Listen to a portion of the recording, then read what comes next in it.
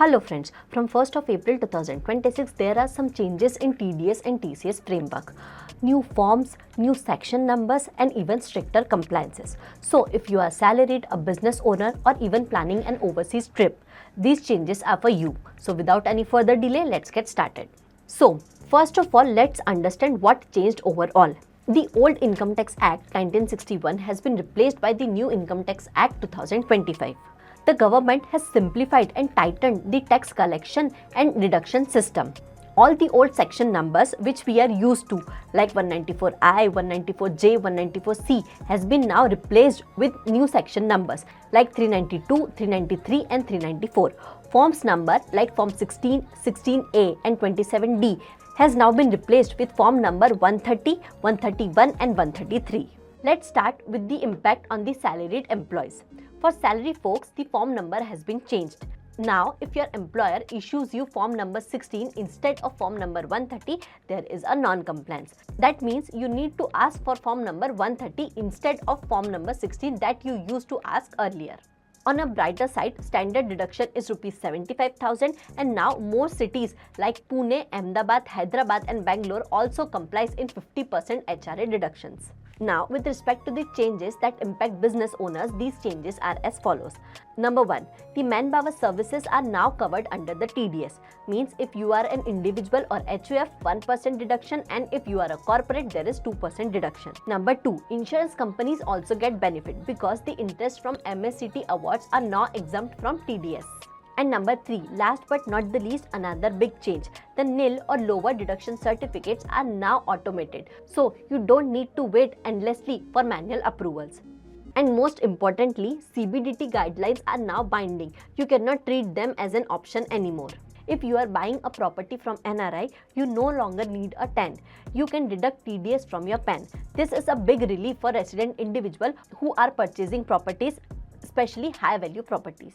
Now let's talk about the TCS changes. From 1st of April 2026, several categories has been moved to flat 2% rate like alcoholic liquor, scrap, lignite, iron ore, tendu leaves, overseas tour packages and even LRS for education and medical remittances. All these categories has been moved to 2% rate which are previously charged at 1%, 5% or 20% rate depending upon the category. Now it's 2% across the board. Although it makes the compliance easier, but in some cases like overseas tours, it increases the cash flow also. With respect to compliance and audit, there is also some changes. Form number 3CD has been replaced with form number 26. Now, businesses has to report exact count of unreported transactions. No more simple yes or no answers. And also, correction statements can be filed within 2 years only. So, now the compliance are stricter.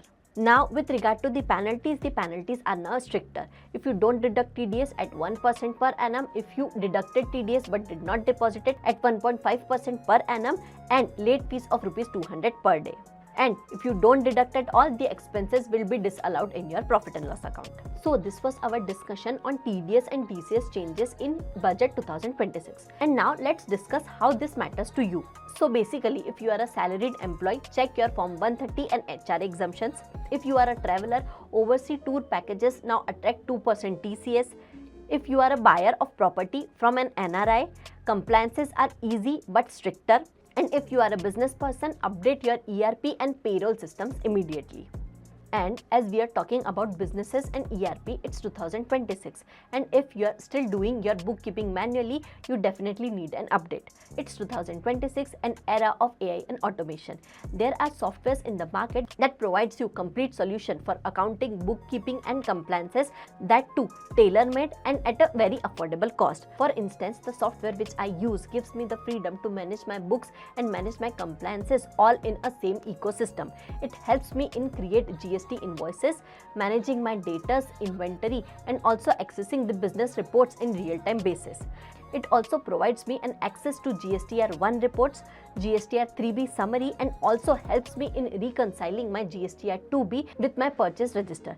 Sounds unreal, right? But it is true. It also provides a feature in which an AI named as Freya helps me in managing my business. It acts as a virtual CFO for my business. Let's get a quick walkthrough of this software. I just need to log in into my software and then go to dashboard. In dashboard, I'll find various links for the various features like sales and invoices. Here I can create my invoices, sales order, delivery challan, credit notes. In purchases and expenses, I can create my debit note, purchase order and record my purchases and expenses, and I can even hire the best vendors. In accounting, I can access various accounting reports. In sales and CRM, it provides me all pipeline related to sales and CRM and also helps me in lead source report.